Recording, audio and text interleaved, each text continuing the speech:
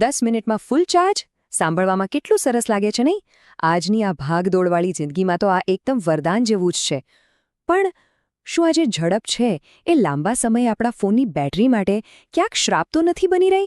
ચાલો આજે આપણે આ જ સુવિધા પાછળ છુપાયેલા કેટલાક જોખમો પર નજર કરીએ. ફોન 1% પર છે અને બસ 5 જ મિનિટમાં નીકળવાનો છે. અરે આ પરિસ્થિતિ તો લગભગ આપણા બધા સાથે ક્યારેક ને ક્યારેક થઈ જશે. ફોનની બેટરી એકદમ લાલ થઈ ગઈ હોય અને બરાબર એ જ સમય બહાર જવાનું હોય. બસ આ જ ટેન્શનને આ જ ચિંતાને દૂર કરવા માટે તો આ ફાસ્ટ ચાર્જિંગ ટેકનોલોજી આવી છે. યાદ છે સમય જ્યારે આપણે રાત્રે ફોન ચાર્જિંગમાં મૂકીને સૂઈ જતા અને સવારે મસ્ત 100% બેટરી સાથે દિવસ શરૂ કરતા? પણ હવે તો સમય જ બદલાઈ ગયો છે. હવે કલાકોની કોને પડી છે? બધો ખેલ તો મિનિટોનો છે. અને ટેકનોલોજીએ આપણને આ જ તો આપ્યું છે, સ્પીડ. ઓકે, તો આજે આપણે શું જોવાના છે? પહેલાં તો જોઈશું આ ફૂલ ચાર્જની રેસ શું છે. પછી સમજીશું કે આટલી સ્પીડ આપણને કેમ ગમે છે. ત્યાર પછી એની પાછળનું સાયન્સ શું છે એ જાણીશું. અને હા, એની એક છુપી કિંમત પણ છે, એના પર પણ વાત કરીશું. અને છેલ્લે સૌથી અગત્યનું, આનો સ્માર્ટ રીતે ઉપયોગ કેવી રીતે કરવો એની ગાઈડ પણ જોઈશું. તો ચાલો શરૂઆત કરીએ આપણા પહેલા વિભાગથી, ફૂલ ચાર્જની રેસ. આ જે સફર છે કલાકોથી મિનિટો સુધીની, એ ખરેખર થઈ કેવી રીતે? છેલ્લા થોડા વર્ષોમાં ચાર્જિંગની દુનિયા કેટલી બધી બદલાઈ ગઈ છે.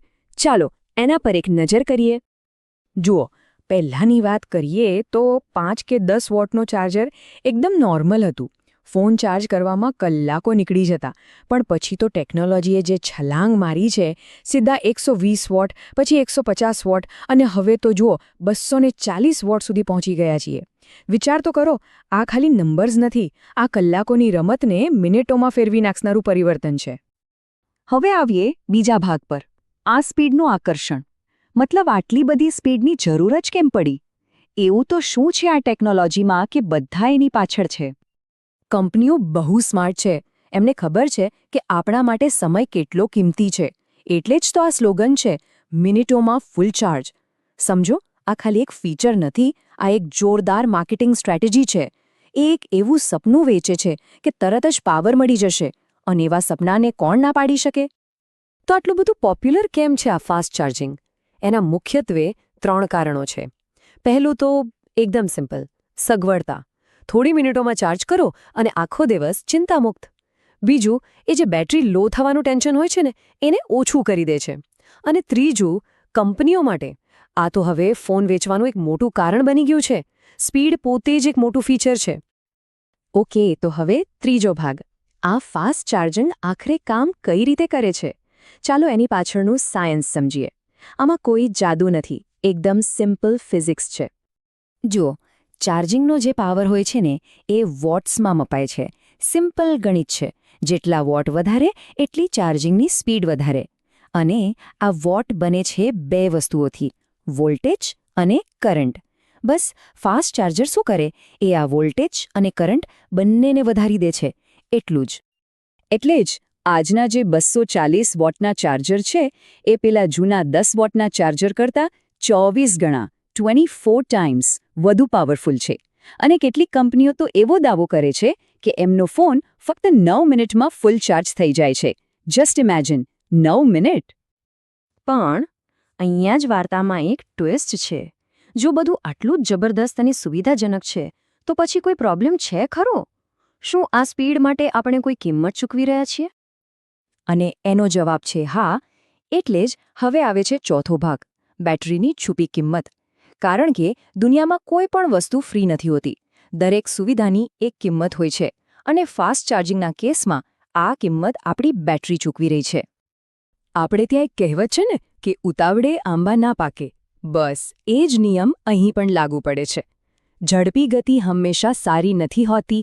આ વાત બેટરી ચાર્જિંગમાં એકદમ ફિટ બેસે છે. તો આના 3 મોટા ગેરફાયદા છે. અને ત્રણેય એકબીજા સાથે જોડાયેલા છે. પહેલી અને સૌથી મોટી સમસ્યા છે હીટ, એટલે કે ગરમી. ફાસ્ટ ચાર્જિંગથી બહુ જ ગરમી પેદા થાય છે. અને આ ગરમી બેટરીની સૌથી મોટી દુશ્મન છે. બીજું, આ ગરમી અને સતત પ્રેશરને કારણે બેટરીની લાઈફ ઓછી થઈ જાય છે. અને ત્રીજું, જો ભૂલથી પણ કોઈ લોકલ કે બિનપ્રમાણિત ચાર્જર વાપર્યું તો પછી પોર્ટ અને બેટરીને ગંભીર નુકસાન થવાનું જોખમ વધી જાય છે. પણ આ ગરમી બેટરી માટે આટલી ખરાબ કેમ છે? ચાલો એને એકદમ સરળ રીતે સમજીએ. વિચારો કે બેટરીની અંદર ઊર્જા વહેવા માટે નાના નાના રસ્તાઓ છે. હવે જ્યારે ગરમી વધે છે ત્યારે એ રસ્તાઓ પર બ્લોકેજ થવા લાગે છે. બેટરીની અંદર જે કેમિકલ્સ હોય છે ને એ જામી જાય છે અને એકવાર આ રસ્તાઓ બ્લોક થઈ ગયા એટલે ઊર્જાનો પ્રવાહ અટકી જાય છે. આનાથી શું થાય? બેટરીની ચાર્જ પકડી રાખવાની જે ક્ષમતા હોય ને એ કાયમ માટે ઓછી થઈ જાય છે. તો પછી હવે શું કરવું? શું ફાસ્ટ ચાર્જિંગ વાપરવાનું જ બંધ કરી દેવું? ના, એવું કરવાની બિલકુલ જરૂર નથી. બસ એનો ઉપયોગ થોડો સ્માર્ટલી, થોડી સમજદારીથી કરવો જોઈએ. સખત નહીં, સ્માર્ટ રીતે ચાર્જ કરો. તો આપણી બેટરીને બચાવવા માટે શું કરી શકાય? અહીં કેટલીક સરળ ટિપ્સ છે. પહેલું, ફાસ્ટ ચાર્જરનો ઉપયોગ ફક્ત ત્યારે જ કરો જ્યારે ખરેખર ઉતાવળ હોય.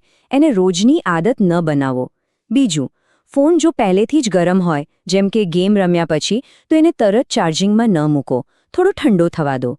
ત્રીજું અને ખૂબ જ જરૂરી, હંમેશા ઓરિજિનલ અથવા કોઈ સારી બ્રાન્ડના સર્ટિફાઇડ ચાર્જર જ વાપરો. અને ચોથું, 100% સુધી ચાર્જ કરવાની જીદ છોડી દો. 80થી 90% ચાર્જ બેટરી માટે સૌથી સારું છે. એનાથી બેટરી પરનો સ્ટ્રેસ ઘણો ઓછો થઈ જાય છે. તો છેવટે આ સવાલ આપણા બધા માટે છે. શું ખરેખર એ યોગ્ય છે કે આપણે ચાર્જિંગમાં થોડી મિનિટો બચાવવા માટે આપણા મોંઘા ફોનની બેટરીની લાઈફ ઘટાડી દઈએ? કે પછી થોડી ધીરજ રાખીને બેટરીને લાંબો સમય સાચવવી એ વધુ સમજદારીભર્યું છે? અને આ આખી વાત આપણને ટેકનોલોજીના એક મોટા સવાલ પર લાવીને ઊભી રાખે છે. સુવિધા જોઈએ કે ટકાઉપણું? શું હંમેશા આપણે આ બેમાંથી કોઈ એકને જ પસંદ કરવું પડશે? કે પછી ભવિષ્યમાં આપણને એવી કોઈ ટેકનોલોજી જોવા મળશે જે સુપર ફાસ્ટ પણ હોય અને સાથે સાથે એકદમ સેફ પણ? આ એવો સવાલ છે જેનો